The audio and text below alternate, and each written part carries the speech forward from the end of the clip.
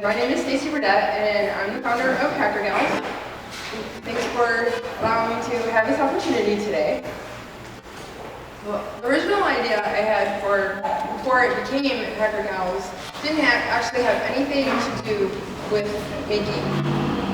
My idea was about empowering women and meeting face-to-face and learning from each other.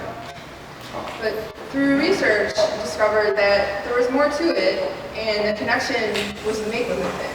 And you've already heard a little bit about the maker movement. As far as, if you know anything about it, it's been redefining society to make more and consume less. Before he was talking about the same thing. And that's been since 2005. So since 2007, had maker and hacker spaces appear all around the world, including the United States. And what these spaces are for is to engage people in a collaborative and learning environment. They also tend to be designed by and for engineers and others in the STEM fields. So when you look at that, that means that the amount of women who are involved in these spaces should at least reflect the amount of women who are working in those STEM fields. And if that were the case, then that means that these spaces would have a minimum of 24% of women. Instead, we have a problem. So according to a Make Magazine article by Georgia Guthrie,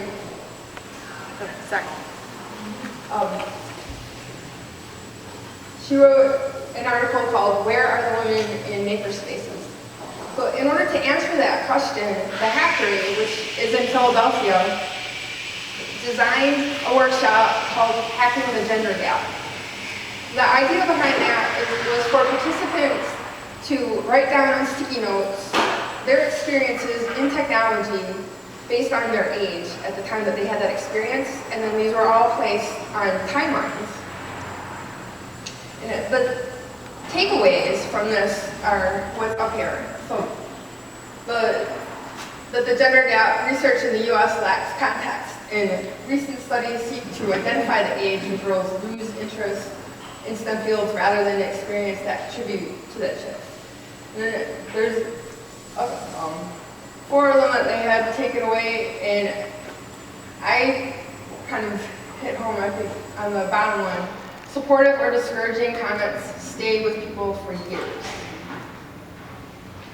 So, it's not enough to try to just have a mixed community within the makerspace, such as the Hackery. Women need to feel more comfortable to be a part of these spaces. And in order to thrive, one step to a solution would be to have a woman-centered community such as Hacker Gals.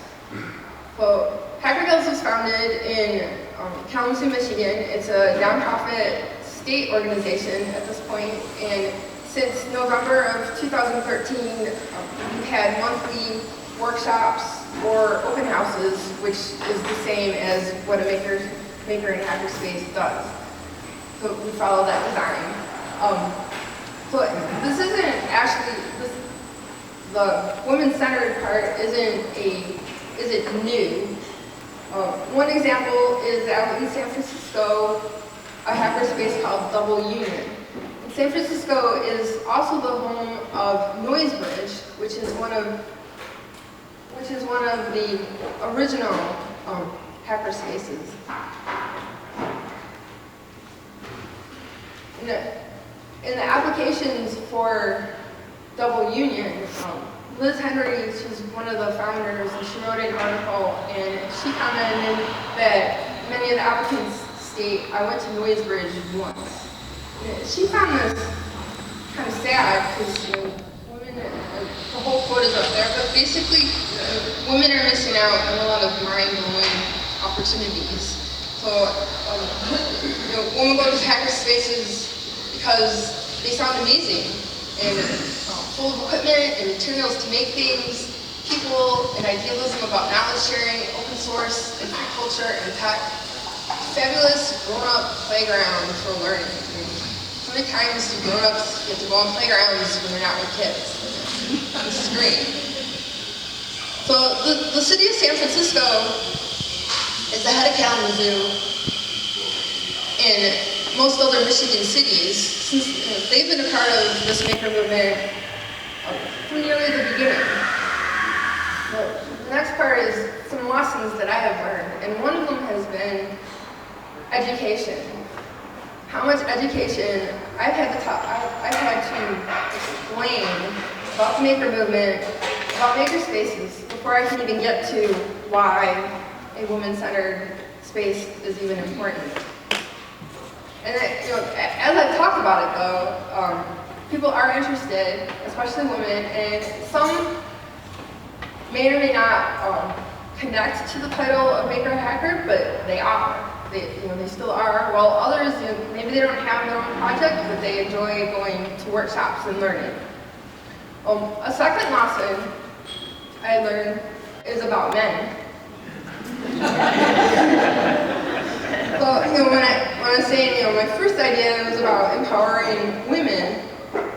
So I wanted the audience to be all women. I wanted to explain, because they were the target audience, so I wanted them to hear what I wanted to do. What I have found is that it takes everybody. Men need to be part of this to be successful, for this to be successful too. And in fact, as far as mentors, it's been a real challenge to find a woman who will sit down regularly with me. So it has been men who have helped me in this process. And in fact, in the West Michigan maker community, two of the founders of the GR Makers, which is Grand Rapids, have been awesome to talk to, and they're two of the reasons why Grand Rapids is an extension for Hacker Gals, too. So we have an extension there. So the third lesson I have learned, and I'm still figuring out, is about how to build the community. So we haven't had a dedicated space.